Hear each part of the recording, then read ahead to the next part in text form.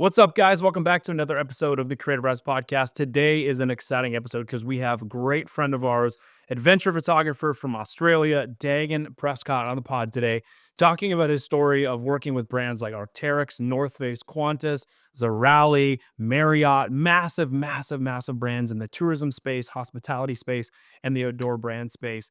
But his journey's not always been linear. No. He actually shares a story on the podcast of when he was living in a tent as he was building his business. There's so much to He this. dropped out of university. I feel like there's a lot of things that anybody who's listening to this could connect with his story and be encouraged and inspired by his story. Daygin is not only an incredibly talented photographer, he's also the man. He's just a great guy, super kind. And he's being very kind today, sharing a lot of the insights that he has learned about growing his business and all the different ways that it's gone, the good, the bad, things he's done really well, things that have not gone as well that he's flopped in. You're going to love his flop story. So make sure you tune on in. But if you're new to Creativ Rise, we're so glad you're here. My name is Joey. This is Christy, and we run our own creative businesses. For the last decade, plus a year, 11 years, I have been a photographer, filmmaker, and now a brand strategist. We do a lot of marketing and brand strategy with our clients. You are a... Yeah, I was in the wedding space, wedding photographer for a really long time, transitioned into doing commercial work. I'm actually doing a little bit more couples now, which is really fun. But yeah, that's what I do. Yeah, professional photographer. She's amazing at what she does. And this podcast solely exists to share what we are learning in our own businesses about business strategy, so you can also go on to build a business and get paid to do what you love. And then every once in a while, we love inviting on friends of ours that have their own businesses today, like Daygin, where they can also share the insights they have. So we are super excited for this episode, and this is an exciting month. We got a lot going on this month. We got a lot going on, and one thing specifically that we are so pumped on is February 26th. We are running a live free virtual workshop. It's called the 10K Creator Workshop. Again, February 26th at 4:30 p.m. PST. You can register right now for free. There's limited spots. We have a ton of you guys jumping in, registering. It's been awesome to see all of your guys' names come through. We are so excited to hang out with you February 26th. Yeah. We're going to be talking about all the tools, strategies, things you need to know in order to build a 10K per month business that's sustainable, but that's also really fun. And it's in the creative space, which is awesome. So we're so excited. We're going to be there live with you guys. We're going to do an extended Q&A time at the end.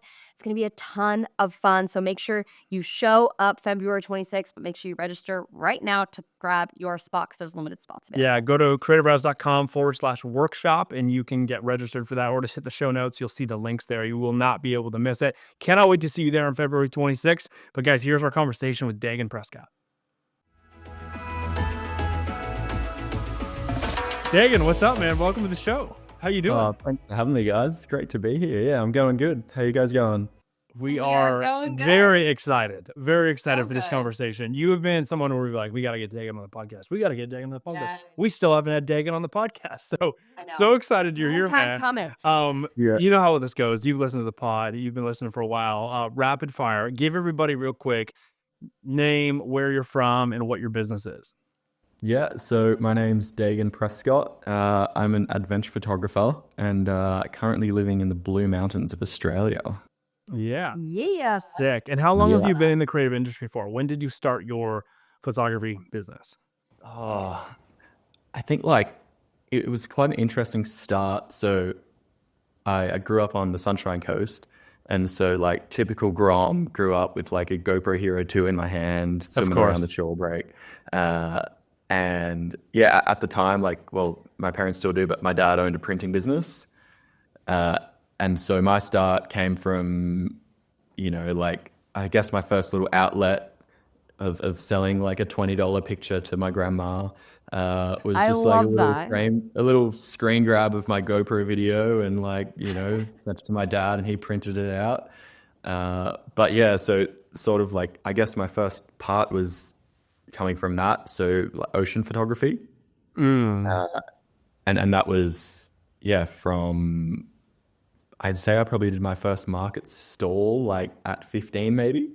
Cool. Which was it was really cool to straight away have that proof of actually this is, people earn money in this, Yeah, 100%. Yeah, 100%. So, Dude, that's really amazing. Hey, shout out to GoPro. We all got started with a GoPro. Not all of us, but you and I definitely got started with a little GoPro. I remember duct taping a little action camera to my helmet before GoPro was a thing. So I was probably like Was 8. this back when you did your longboard videos? This is before longboarding stuff. We used to Guys, if dig. you haven't watched Joey's longboarding videos, I'm pretty sure you can find it on YouTube. They're hilarious. They're hilarious. It's great. I used to dig holes in the forest, and then we'd like build little fires or something and like jump our bikes over them, like classic. Like that's our version of a shore break. I didn't grow up on the ocean. So same Yeah, thing. yeah. You guys are But the same. Just I like remember that. taping a big white action camera to my helmet, and it was just so much duct tape. It was brutal, but I was really young. But shout out to GoPro, because I feel like that inspired so much. I love that your grandma was your first client. Yeah. That's awesome. That's That's amazing. really cute. That's so cool. So cool. Best Our, question. Best question. Well, first, did you answer how long you've been in the creative business for? Like, officially started your business, like, as an adult, I guess. Yeah. Yeah, I'd say probably 6 years Cool. Sick. as like Awesome. getting paid to shoot for brands. Yeah. Going after it and doing it. I love Yeah. that. Okay, best question ever. What is a flop that you've had, Daygin? Because we know you've worked with all these amazing brands. We know you're out doing all these insane adventures all the time. It looks so amazing. What's a flop? What's a disaster? What's something that you've had in your business that we would love to know? Yeah. So I think this is a pretty good one, and it's like somewhat embarrassing, but I guess like flops happen to everyone. So Absolutely. we'll go. Let's hear it. with it. So for a while, I was chasing working with this shoe brand. They make hiking shoes, and then I finally landed a paid gig with them, and we shot the campaign. The photos went live in like print throughout their stores, and then they came back to me with another campaign, and this was the first big brand that I'd ever worked with, and I was very happy to be a part of this. Yeah. Anyways, so I had we're shooting some surfing one day. Next day, shot some more personal stuff, and then the next day, I shot this campaign. And so I had all this backlog of SD cards. Oh I'm sure you no. guys know where this is going. Oh no. And then the next morning, I was leaving to go hike the Larapinta Trail in Central Australia with my friend, and I just in this frantic of packing, I was like, okay, I'm not going to do any editing tonight. I'm just going to take this bunch of SD cards to the airport tomorrow morning. Dad's going to drop me off a few hours early. I'm going to import everything. I'm going to edit this job, send it off before I'm not in reception for 2 weeks. And yes, so went to the airport, imported all of my personal work, made all the folders, duplicated the file structure on my other hard drive, and then went through and formatted all the cards. Oh my gosh. Yes, needless to say, the images were not on the hard drive. At the time, this was the biggest job I'd shot, for sure. Oh my gosh. And yeah, I was just oh, my flight is in an hour and a half. I have no idea what to do. They need the images this week. And, I'm sure there's software out there and all that you can, unformat Yes. the card or Recover stuff. retrieve Yeah. that data before you write over it. But I had no way or time of being able to do that. And yeah, that was basically it. I was just sitting in the airport, just oh man. So what'd you do? Yeah, what did you do about it? Did you just peace out and go, I'm off the grid? Just can't do Yeah, it? Or sorry what'd you do? guys, sort it out. No, so what I ended up doing was calling one of my buddies who lived in the same town as me, and I was like, dude, you're free this afternoon. I'm telling you that you're free. Get your camera. All the products in my room. Here's the numbers for the talent that I used. Here's the locations we shot. Here's the shot list. Here's the brief. Please go do it. My goodness. Oh my goodness. And then I emailed the client. I was like, hey, this is exactly what happened. It's all my fault. Here's the number to, my buddy who's reshooting it. He's going to do an amazing job. I guess I'm sorry. Yeah. And then I just got them to pay him directly, and that was it. I never heard from them again. Dude, that That's was a good one. That's a good belly flop story. That is. dude, that's a really good flop story. I appreciate you sharing that. That is a really good story to humanize you because we're about to talk about some amazing stuff you've done that didn't get formatted that you have gotten paid for. Yes.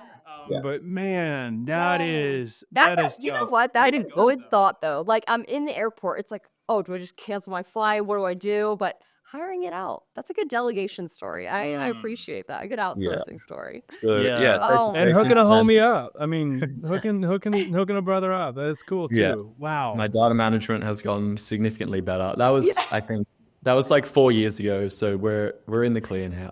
We've evolved and since. Good. Oh my Yeah. gosh. Oh, Wow. dude, Just a reminder dude. to all the creatives listening out there. Just download it that night. Oh, Just download it. download it, Dude. back it up twice twice. that night. Yeah, this is Christy and I have this Oh. conversation because we were talking about this before we actually started the pod today, but we have come off the craziest month ever. We've had like 7 campaigns, like photo and video campaigns, 2 massive rebrands that I've been working on and redoing and building out with our team. And not rebrands for us, rebrands for clients that are rebranding that we're doing all the brand strategy stuff for. And a bunch of other random things that have happened and big engagement experience and all this other stuff. And we have shot so much stuff this month. And it's like every night when we go home, it's the same thing. We're just like maxing out all of our cards. And it's like, Yeah. like back it up here, back it up on this computer. Backing up on my Back computer. it up on I'm this like, computer. on your computer. Back it up on this drive. Yeah. I'm like, we are just moving at such a fast pace. I'm like, It's too I feel like much. every Too night much. I've been going to bed setting stuff to back up on like multiple devices in multiple different spaces. I'm like, we are not losing anything. Wow. Yeah. Oh my Your goodness. story really made me re-afraid. So this is good actually. Yeah. You need one of those horror stories every once in a while to make sure you keep on the data management. Yeah, you But take backing things up too lightly sometimes. You do a good job of it, but I'm like, we need to get a little bit more serious. Anyways, moving on, Daygin, that's a great flop, dude. Thanks for sharing that. Daygin, you have built an incredible creative business. There's a few things that I really respect about your business. Number one, you're an amazing photographer. We all know that. We were just looking at your work even just before we jumped on here. We're like, man, Daygin's stuff is so good. Number two, Thanks, Joe. you've gotten to work with incredible brands. Gonna read a few: North Face, Arcteryx, Zorali, Qantas, Marriott, Sea to Summit, Mont. Like the list goes on and on and on and on. These massive brands in the outdoor space, which is so fun. And I'm sure that is you running around the beach chasing shore breaks with a little GoPro when you're a kid. I bet that's little Daygin's dream is to work with all these brands. Yeah. Another thing that I really respect about you is you have continued to pursue the things that got you into wanting to shoot photos, which is really cool. Like your love for the outdoors and like doing things is what got you into shooting.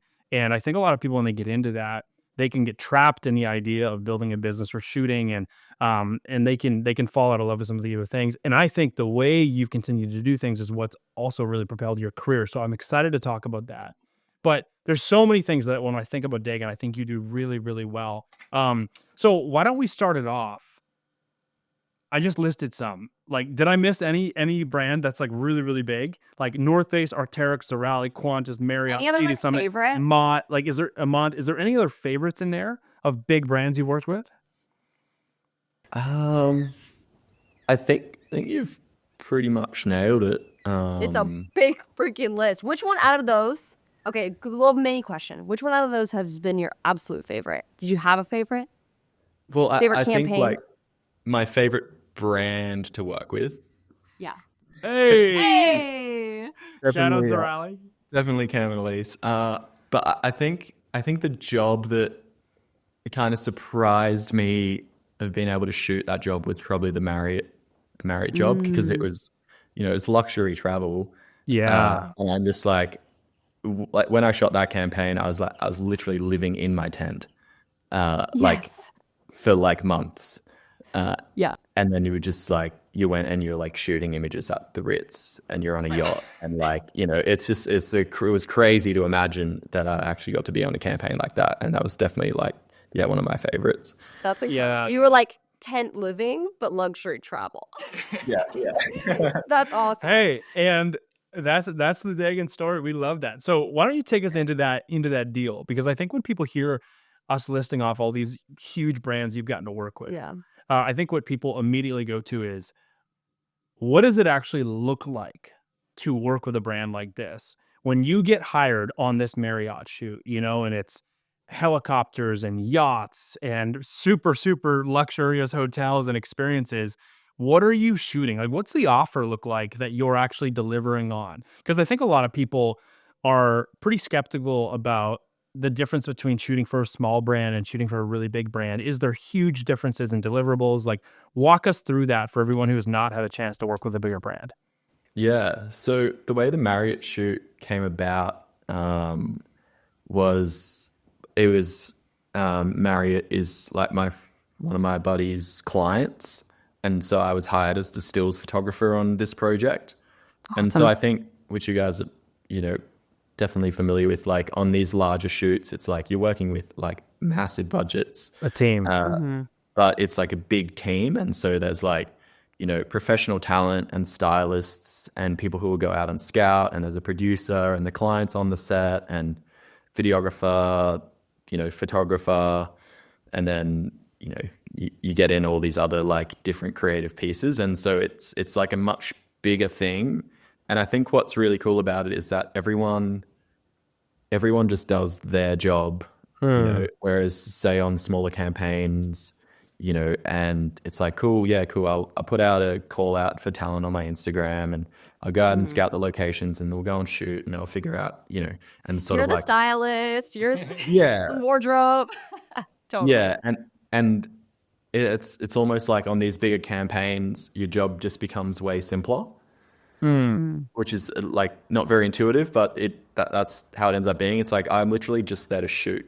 Yeah, you're more focused. We had an assistant, so it's like, if I want another lens, like, or whatever, if something needs to be moved, it's like, if my camera bag needs to come with me and I'm busy shooting a scene or something, it's like, that's all taken care of, Yeah. So cool. Yeah. I bet some people listening are like, that sounds amazing. Because right now I'm logging everything. Now, That's cool. we also know that, I want to talk about deliverables in 1 second on that, but Yeah. we also know that it's not always like that for big brands. I'm sure you've worked with some big brands where you are doing a lot more of those things. You're doing some of the location scouts, you're pitching different locations, you're pitching talent, you're pitching an idea, and you're actually showing up in maybe not only just producing the campaign, but you're also maybe shooting photo, you're also shooting video, you're kind of project managing it at the same time. So I'm assuming you've had that experience with big brands as well, correct? Yeah, definitely times when, budget or the timeline of the project doesn't really allow for that. And in fact, like definitely stuff where you're shooting more hiking stuff in the mountains. I guess on the Cedar Summit shoots with like that, I've been in a photo assistant role, and they're like such an awesome team to work with. And I feel like that's a really cool balance of a very small team and everyone sort of like has a hand in doing everything. Yeah. And then coming down like one more step is when I'm shooting stuff by myself, and it's just me and two buddies out hiking, and I've gone in, is either place I knew before, or I'll go in the day before and scout the location and see where it's going to be for the light. And then, you're managing everything else. You're like shooting, and then you get on lunch and you prepare lunch for everyone, and then you shoot, and then you go home, you edit it, and like you pay the talent. Totally. Yeah. So I want to ask you, what were your Arcteryx? I know you've worked with Arcteryx how many times now? I think we've done 3 shoots, and then there's another one coming up next month. So epic. That's amazing. Love it. I know some people are sitting there listening and they're going, I'm so jealous. That's literally the brand I want to work with right now. Well, I remember when you were in the Mastermind too, you were talking about that being a big goal to get more work with them, and getting some more stuff on the calendar with them, which is awesome. Yeah. So cool. What do deliverables look like on a lot of your jobs? Because I think that's a big question a lot of people have. Again, with smaller brands and bigger brands, is there a huge difference in deliverables? What is Daygin delivering on most of the time when a brand is hiring you to do a shoot? What's working these days for brands, and how are you creating all that stuff? Yeah, I guess it really depends on, sometimes you're delivering 15 photos from one day, and sometimes you're delivering 100 photos from one day. And I think taking like Zorali, for example, like it could be we go and shoot for a day and we deliver 15 images, and we're looking at more hero photos. Yep. stuff that's going to like live forever on the homepage or like, sort of like be part of the brand. And then other times we're shooting like collections where we're going to shoot 5 images of like details of the jacket. Yeah, same product. And Yeah, of course. yeah. But I definitely found last year a lot of my deliverables shifting, which was definitely a result of you guys pushing me to do it. But like really stepping more into doing video as well. Because I guess like everyone just wants reels nowadays. Yeah. Which is fine. And I guess, I just have to step away from being like, I'm only a photographer, and because there's just part of the value that you get to give these people, especially on the smaller scale stuff when you're solo shooting it. Just like, spending a bit more time, being a bit more intentional with like shooting a bit of video there. Totally. And the value prop is so much better, right? For a brand that's got I don't want to say a smaller budget. It might just be a smaller project, right? But they're going to send you out in the mountains with some product. It's like, do we want just photo, or can we find someone that can do photo and also get us a little bit of video? Obviously, they're going to go for that second option every time, right? So that's super cool. So Daygin, what have you learned? I love what you said you went from sleeping and living in your tent to getting to experience these luxury like experiences when you're working for Marriott that month when you did that awesome Marriott job. What have you learned about the process of building a creative business as it pertains to getting work? How are you getting in contact with these brands? What does it look like to get most of these deals? For someone who's like, I've never gotten to shoot with a big brand, I'm really hustling some smaller stuff, doing $300 to $700 jobs, or I've done up to a $4,000 job, but I haven't ever cracked anything that's like too big with a bigger brand. What does it look like to get in touch with these brands and kind of get your foot in the door to be considered for a big project? Yeah, I think definitely one of the discussions I've had with you guys in the past was where you were talking about like a meeting in like the boardroom of the marketing team. And it's like, if you think about like who's getting these jobs and how are they getting the jobs, like why are they coming up? It's definitely like, cool, they do great work and that whole part of it. But like who and how are they coming up at these meetings? If you picture a brand sitting around a table and they're chatting about what creatives they're going to get on the project, like how is your name going to come up? And so that really just dials it straight back to just like everyone's just humans having conversations. And if you can find yourself a way to be a part of those conversations, I feel like that is the best way to like start getting in with those bigger brands on bigger projects. And so like, for example, the Marriott shoot, that all started with like, that came from my Cedar Summit work, which started with a DM on Instagram to the creative director there. And, the creative director and the videographer became like my good friends. Yeah. And so this Marriott job came from one of my friends. Yeah. And that was purely, it just comes from, for me, a lot of my work just comes from like building good relationships with people. Yeah. And definitely, pitching and all of that is a part of it. But I find like the most epic like jobs that I've been able to shoot have just come from friends or people that I know and people that you constantly keep in contact with. And I think that's definitely something that I've tried to lean into recently. I love that. I love that you're able to trace back things as well. It's like, it's not just like, oh, my friend hired me. It's like, oh, because I sent a DM, because I sent a cold DM to someone at one point, it then has snowball affected into some of these really incredible jobs. I love when you're talking about the boardroom thing. And I think a lot of people overlook the fact that human beings are hiring human beings for these jobs. It's not just like this big people you like. building that's high, this business, this brand. The brand's not hiring you. The creative director's hiring you. The marketing manager, the whoever, the literal person is deciding whether or not to hire you. What are some things that you have done that have caught the attention of people? Like, what are things you do day to day when you're like, ooh, I want to work with that brand and maybe I don't have a friend there yet? What are some choices you make to develop those types of relationships with these people to get your name brought up in a boardroom? Yeah. So I think finding the path of like least resistance to getting in contact with like a person, because obviously like, Insta DMs or like info at email addresses. They are humans, but it feels less human.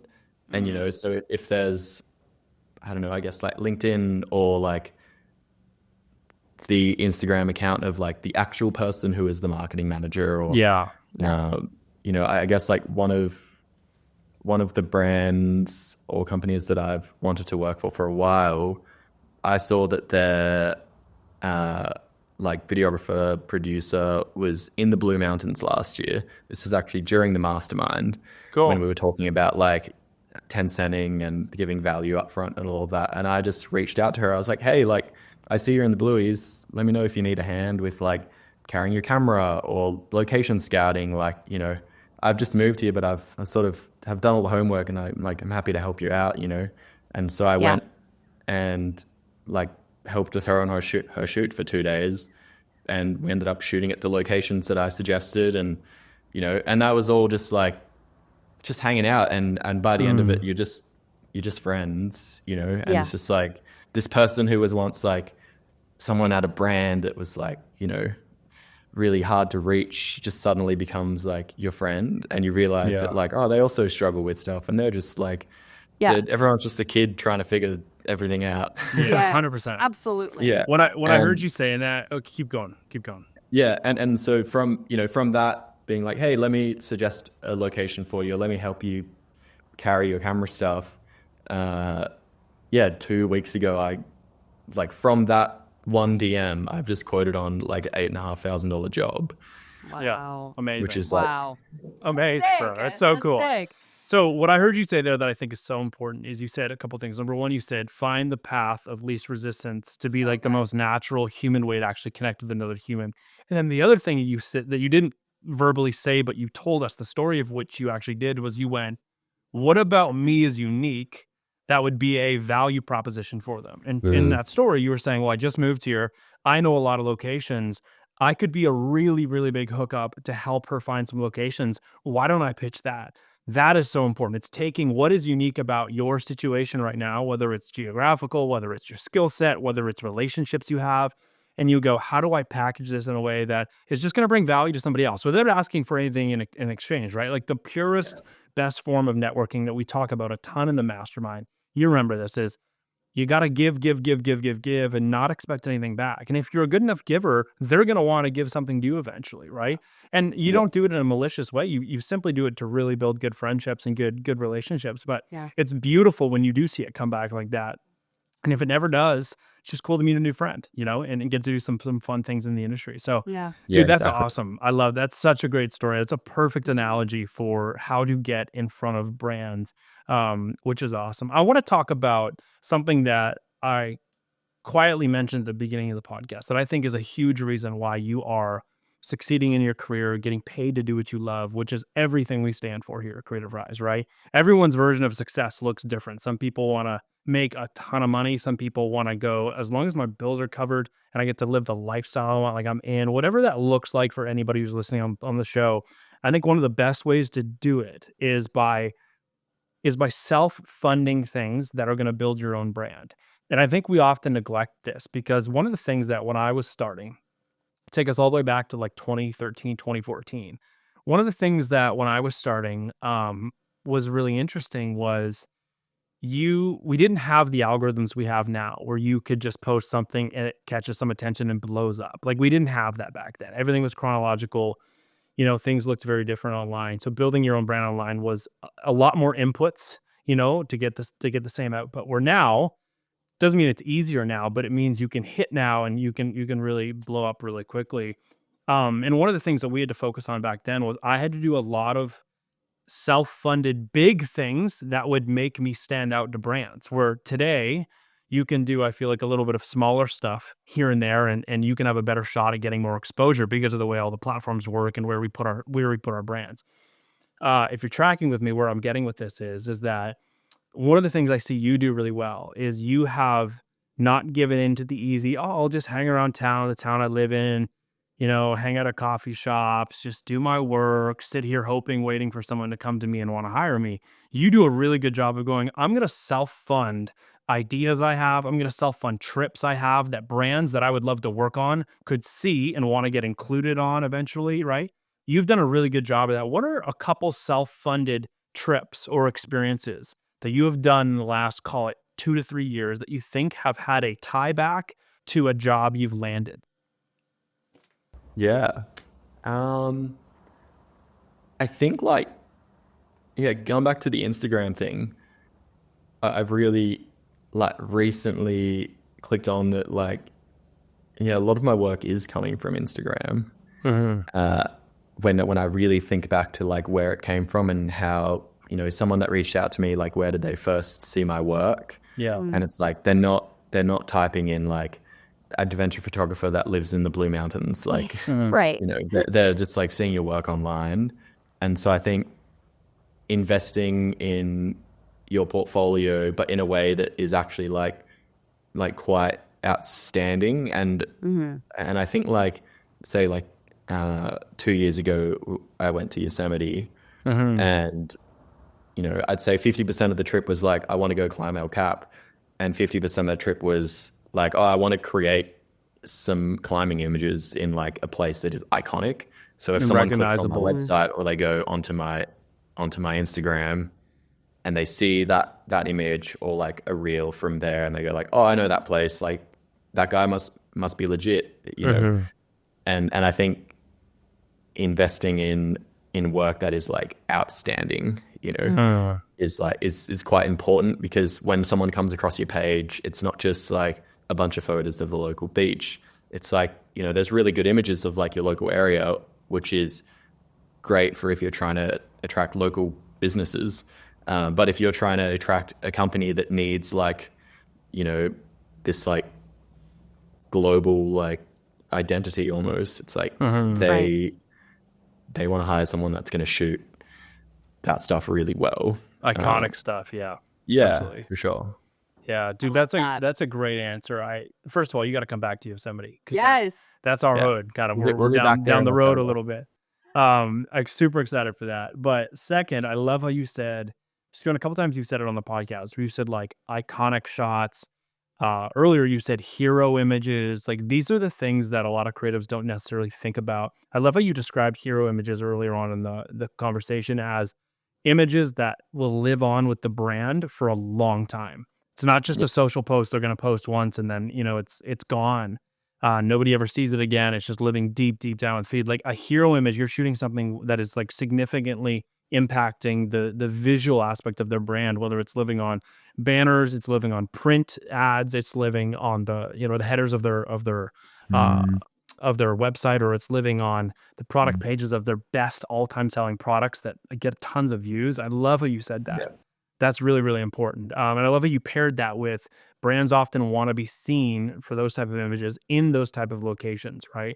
Where it adds value to their brand because it's recognizable, which is really cool. So I think it's that's also awesome. cool, like, to think about. I mean, even you said like, oh, just like I moved to this area and I like go out and climb, and I do things a lot of times for myself, but I also capture it so that it does have like the duality of being able to pitch brands. But getting great content, great portfolio work you don't have to fly halfway across the world. Like, you can go like, hey, I'm just taking a local day trip, or like I'm just getting outside, or I'm connecting with someone who is already like, a big influence in that space, and I'm just putting myself out there. I think it's like, we've seen so much in you, and we see so much in other people who really succeed in, the brand space, the outdoor space specifically. It's like putting yourself out there and connecting with people, like specifically in the outdoor space. It is so much about who you know, and not in a weird like, oh, you had to be like best friends with them growing up in order to get in.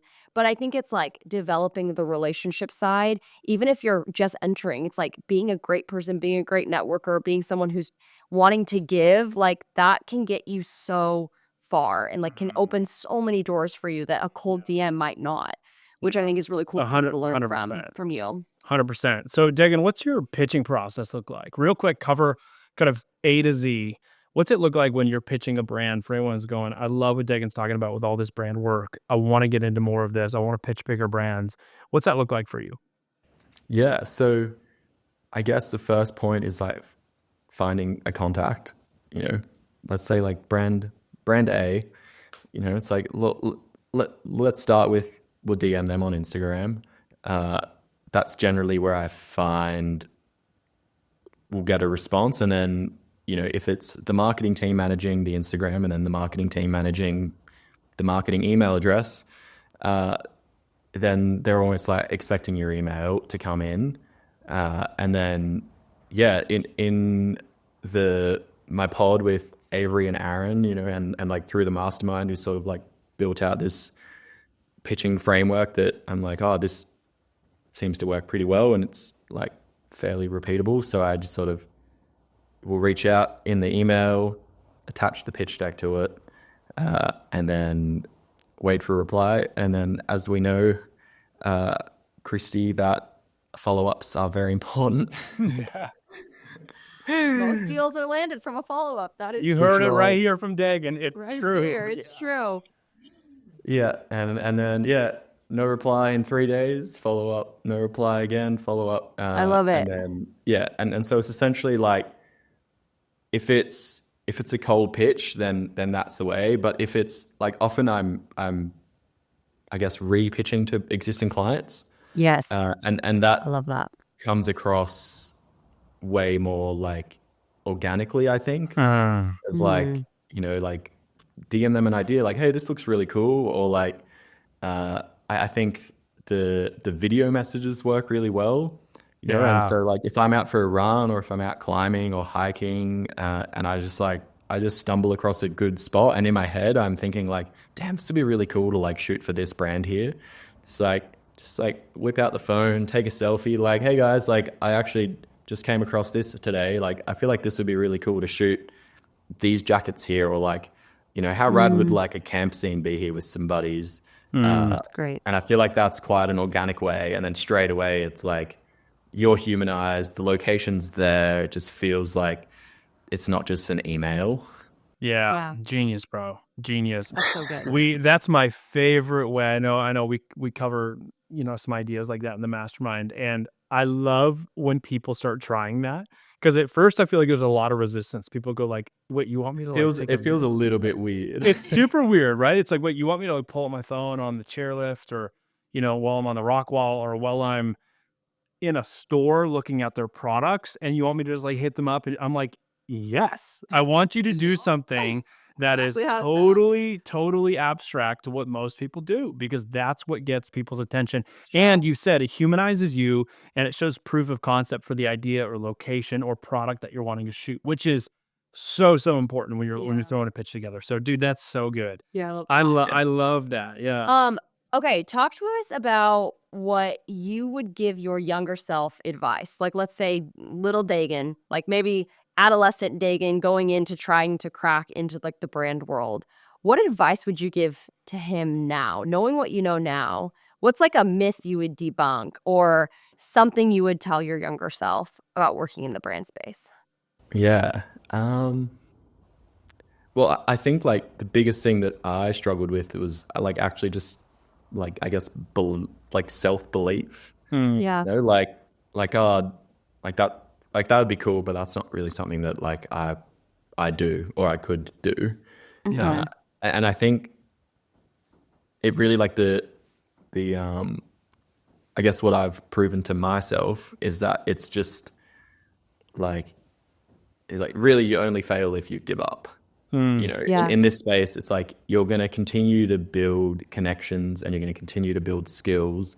And as long as you continue to build both of those, like you're setting yourself up for a successful, like creative career. And so I think that if I was to give myself advice to my younger self, it would just be like, continue upskilling, continue building connections, and just like take the time, like, it's going to take time, It's not just going to happen next year. And it's not that it gets easier, but the stuff that used to be tricky is now easier, and you're spending that new energy on achieving something even bigger.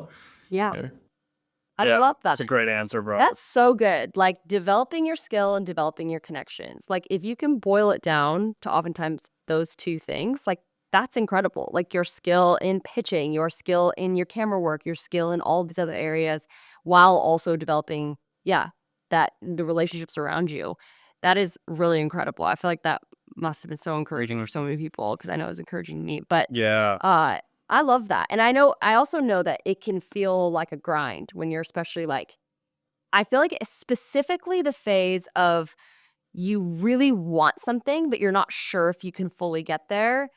Yeah. Rather than like you already have gotten there, but you're just grinding in the next thing. That almost sometimes feels a bit easier. But that first initial grind can really burn people out. Did you ever hit any like burnout points, anything where you're just like, I'm just like dead, like I need some time off, anything like that you could share that would be helpful for somebody who may be in the same spot? Yeah, I think so. For me, like my, I guess, creative career was through high school. It was selling prints and shooting surfing. And so that was always like my dream. But I sort of pivoted away from that, and like I started to get inspiration from stuff through the outdoors and thought that'd be really cool. And then when I finished high school, I actually like went into university and started studying a mathematics degree. Really? Wow. Yeah. I love that. That's awesome. Because like, you know, through high school, like that was always my passion. Like I would be late to school because I was out taking photos of the surf in the morning. But, and so like, you know, like I love my parents, but they didn't see that as like a career that was like something that would live on for a long time. And neither did, you know, my high school teachers. And so it was always like, oh, well, you're obviously going to go to university. And then I was there for, I think, a year. And I did really love it, but I just like kept getting drawn back to taking photos. And then I was like, cool. For a year there, I worked at a hardware store. And so I like dropped out of uni, quit my job. And I was like, this is like, I'm just going to make this work. Because at the time, like I was kind of making enough money to like live off. And so that worked all right for a year. And then the next year after that, I started to really feel the pressure of being like, oh, can I actually do this? Like I kind of did it for a year, but like, you know, not very sustainably. And then so I started really like chasing, like I was selling prints and I was shooting weddings and I was shooting corporate stuff and I was still trying to be a surf photographer. And now I was like trying to build my portfolio for outdoor work. And I think like all of that like really rattled me, and I wasn't finding any success in like a single part of that. Yeah. And that was like really a point where I was like, oh, I don't know if like I can do this. You know, it was really start questioning yourself because you haven't fully seen the proof yet. Yeah. And like, you know, mum and dad also hadn't fully seen the proof yet. And Yeah. sort of like, what are you doing with your life? Like, you know, you had this great opportunity like going into university, and now you're kind of just like bumming around with a camera. Like, what are you doing? And that was definitely a point where I was like, I haven't had any proof yet. And, you know, although there's other people that are doing it, that you see doing it, it's like you don't really believe that it's fully possible. 100%. Absolutely. So what did you do? When you hit that point, what was your initial reaction of, okay, here's what I got to do to change this situation, either whether mentally or physically or what? I think it just came to the point, which I mentioned before, of like, you only fail if you quit. Like, it was like, I am the person responsible for this. Like, I have all the power to make this happen. I just have to keep going, you know? And like that is basically what it boiled down to. It's just like, keep figuring it out. Like, what is something that I'm struggling with? Let me learn about that, or like what part is doing well. And so at that point, like chasing surfing, like surfing photography was really like, it kind of felt like a dead end to me. And so I was like, oh, I'll put that on hold. And like prints were going quite well. So I like doubled down on that. But I wasn't really making money from outdoor work, but I was making money in weddings. And so I like just like for a year knuckled down and like shot some more weddings and sold some more prints. And then I sort of got myself into a buffer of like, okay, like I can do photography, like, you know, as a general career, like that's going to work out. Yeah. And that was like good proof. And then from there, it was just like slowly wiggling my way into like, I guess, the industry that I wanted to be in. Yeah. And Yeah, then of course. over time, you just like constantly have to give yourself proof that like this is going to work. I love And as that. soon as that proof comes, then I feel like that's where you get the most growth, because you're like, oh, okay, cool. Like I can do this. So let me like really lean into it. Yeah. I like that. We definitely do as creatives need those like jolts of proof. Like if you're in a spot where you're feeling discouraged, if you're in a spot where you're feeling maybe burnt out, you're in a spot where you're maybe chasing a bunch of different things, like you said, it's like, okay, let's take a step back. Let's assess. Let's go, this isn't working, or this is kind of working right now. So let me like follow that for a bit and get re-energized. Because yeah, the success and proof is like the gas in the tank. Like it really is. Eventually you burn out if you don't get a taste of any of it. And so Yeah. that's super smart. Where do you find proof now? Because I'm sure you hit the same challenges. It's just they're different and they look bigger, probably, right? Like that's the funny thing about building a business is you think you've cracked it once you've learned how to get jobs and fill your calendar. But then all of a sudden, like new problems arise out of that. You need new dreams. So you now need new proof, you know, to convince yourself that it's worth Yeah, going what is after. that for you? Where do you get proof now? Yeah. I think like, yeah, the proof, as you said, like definitely changes over time. And, you know, like the proof when I was, I guess, 15 was like having a surf brand like your photo. It was like, Yeah, of course. Oh, that's cool, you know? Yeah. And you'd like take a screenshot of it and send it to your buddy, be like, oh, look at this. Yeah, You know? yeah. And then I think like I would always chase proof that I saw from other photographers. So, you know, a photographer that you like, someone that you're inspired by, like what are they doing that you think is really cool? And so I find that like my proof comes from when I achieve those things. And so like 2 years ago, I got my first like cover on a climbing magazine. So sick. And to me, like that landing in the mail and getting to like go into the newsagent and be like, look, mom and dad, that's my photo on that magazine. It was like, to me, that was like, oh, okay. Like that's something that's possible now. Yeah. Proof. And now I think the proof for me is it's less so getting paid. It's less so getting hired.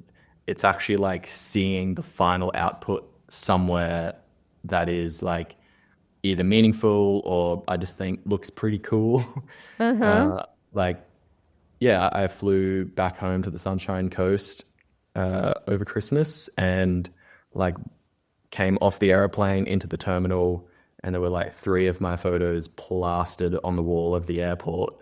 And like, it was like the coolest thing ever. I so remember for being me, in the DMs with you and I was like, Yes. go get a photo in When front of your you- photo. Yes, when you sent it to the community chat, that was so cool. yeah. So cool. And so that was just like, you know, when I actually shot that collection of images for the tourism board, that was maybe 2 years ago. And so at that time, the proof for that was just like getting hired. And I was like, oh, that's really cool. Like I finally got hired by the tourism board. And then like, yeah, actually seeing my photos printed in the airport was like, I was like, damn, that feels really good. You know? I love Yeah. that. So cool, man. I love that. Well, what made you join the Mastermind? You were in round 11, which was a great crew. They're all great. Oh, But round Yeah. 11 was an awesome crew. What made you join the Mastermind? So I think like I was definitely first exposed to Creativ Rise. I don't really remember, but I'm guessing through Instagram, and then I started listening to all the podcasts, like just churning my way through them every time I got in the car. Yeah. And I think like the seed was definitely planted in like, oh, it'd be cool to do that. Like it seems like quite interesting, but like I think it's important to be skeptical nowadays Yeah. with like all the Absolutely. courses and stuff that like Yeah. get sold online. But yeah, I kept following along, and then I just registered sort of like, you know, no commitment, like, oh, this feels good to register for this. Yeah, to apply, yeah. Yeah, and then I think when it was like actually time to be like to like lock it in, I think at the time I had felt that in my business, I feel like I had never actually invested into my business. You know, besides buying camera gear and going on trips, I'd never actually I'd never learnt something intentionally and been like, okay, I'm going to go spend this money to learn and get better.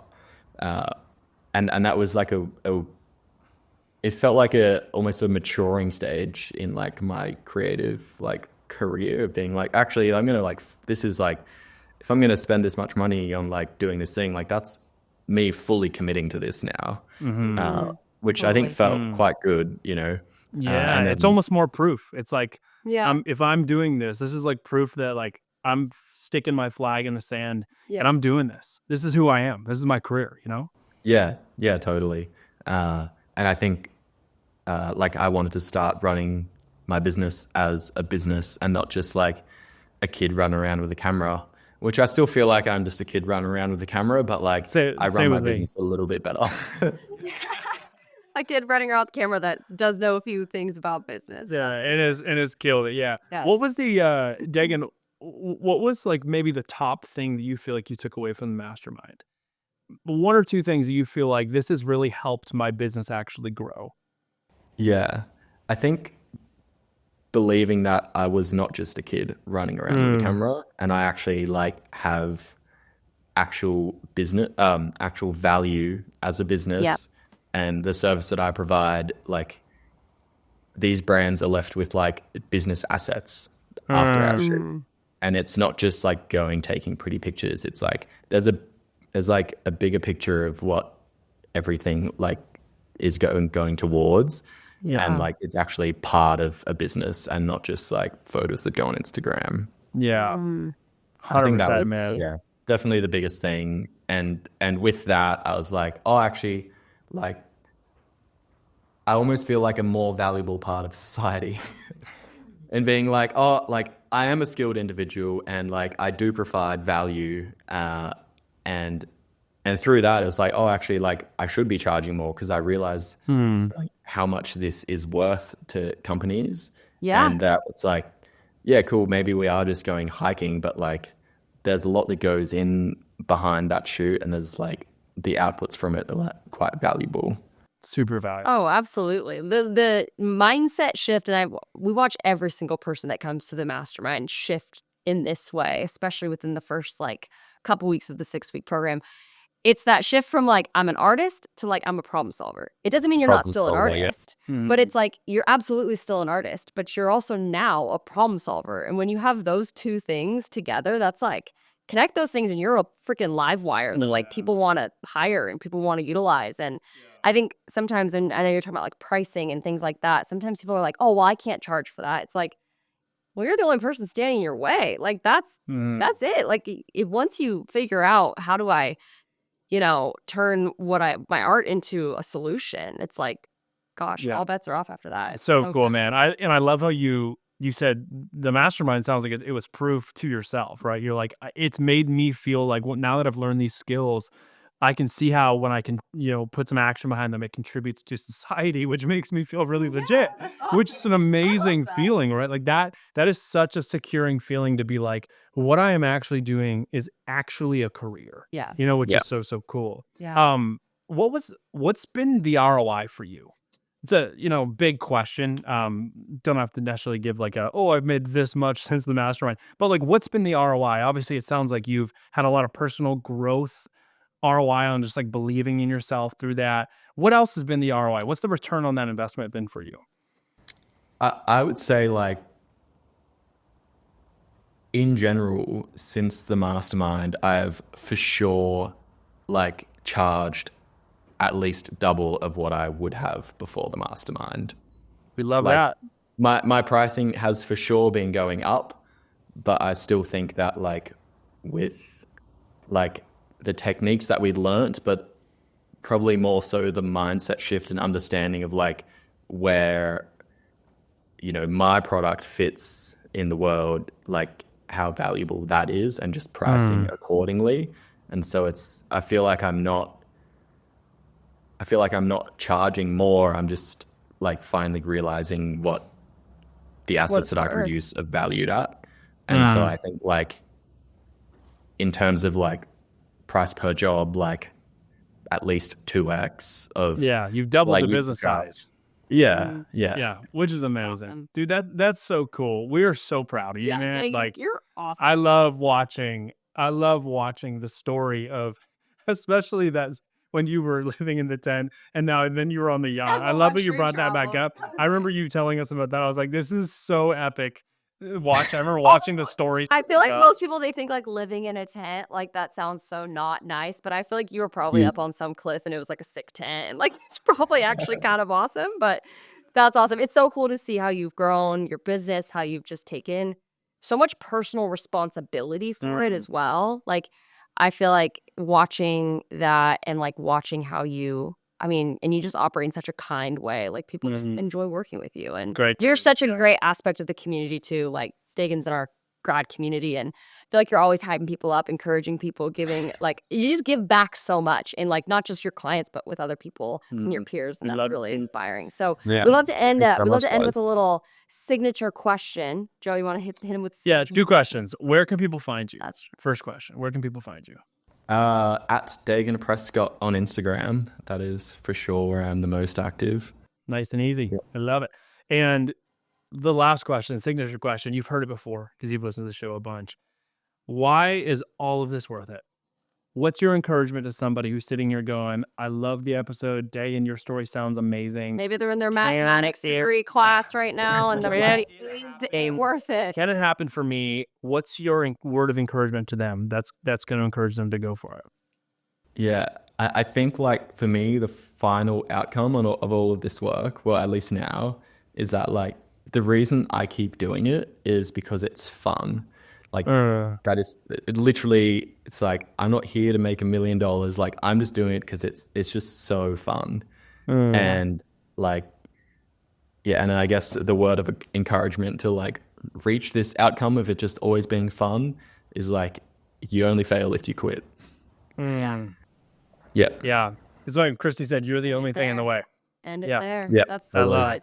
Dude, we're going to wrap Like it we up. need to like write a book or something. Oh, this is like so philosophical. I love it. Write a book called Cliff Notes of you just dangling your feet off cliffs, just writing down all these philosophical thoughts. Yes. Yes. That's so I love it. Daygin, thanks for being on the show, thank bro. you This for has being been here. awesome. Thanks for just giving your time to help people just like yourself 2 years ago get to the place where you are now, which is where you're thriving, you're confident in the value you have as a business owner and what your art can do as a product for people and for businesses. And it's been amazing, bro. So thanks for sharing. Awesome. Appreciate it, guys. Cheers. All right, we'll talk soon. Well, that was such a good episode. I feel like we could have So kept good. talking and talking to Daygin for so long. There's so many good things he said. I love when he was talking about what it takes to actually invest in your own work. I think that's a really, really important part of Daygin's story. I also love the networking stuff that he's talked about. The proof. Yeah, It's like so proof. That's a good mental thing to be thinking about. yeah, and That's how awesome. cool. He's talking about how he's borrowed proof from other creatives that have shown him that he can do it. And then he gets to today be on the podcast where he's going to be proof for you that you can do it. You can go on to build a business that actually pays you to do what you love, just like Daygin.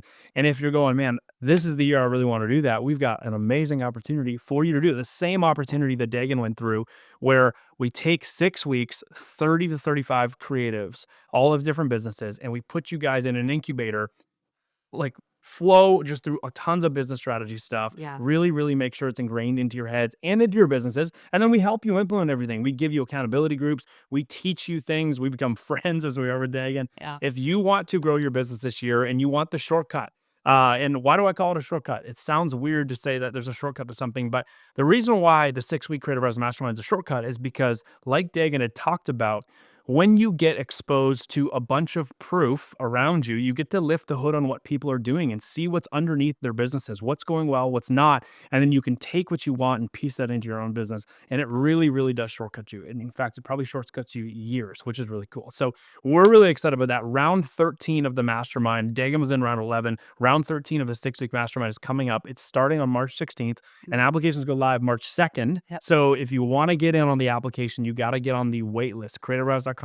You'll see the waitlist buttons everywhere. Get on the waitlist. A couple bonuses there for you when you get on the waitlist, but it's going to get you all the information on if it's going to be a good decision for you and your business, which is important. It's a good thing to consider. So Absolutely. we're super excited. It's We're gonna be great. pumped. We're so pumped. And we're also pumped to see you guys February 26th for our live virtual workshop. Again, it's totally free, the 10K per month creator workshop. It's going to be so much fun. So register at creativrise.com/workshop. We're excited to see you there live with Q&A time, all that good stuff. It's going to be a blast. And you guys, if you love following on the show, make sure you subscribe. It helps the show grow. It helps us. Awesome. It's great. We also love to get to know you guys. So we have to connect with you guys. We want to connect with you guys. So hit us up on Instagram at creativrise.com. Join our in the DMs all the time in there. And next week's episode is going to at creativrise.com. That's our website, but at Creativ Rise, you can hit us up either way, and we will see. We did get Creativ Rise on Instagram. Not at Creativ Rise, but there's no .com on it. But no .com. if you go to creativrise.com, you will find us as well. So yeah, that's great. Anywhere you can find us. But you guys, it's going to be so much fun. Next week, we are talking about our biggest month ever in our businesses, which is super weird to talk about sometimes, but it's like, hey, that's really cool. Let's share it and let's all get inspired together. So January through this bit of February that we're in right now has been the biggest month we've ever had in our decade plus careers as creatives. And we were going to break down what that actually looks like, what some of those numbers have been, what we were selling, kind of lift the hood and show you guys proof on what can happen if you're pushing in the right areas. So we're excited about that. The following couple of weeks are going to be awesome with some really, really good podcasts coming up. So we're excited. It's a great time to be plugged into Creativ Rise. Hopefully it's just so rejuvenating and inspiring and full of proof for your business. So we'll catch you guys on the next episode. Hope you guys have a great week.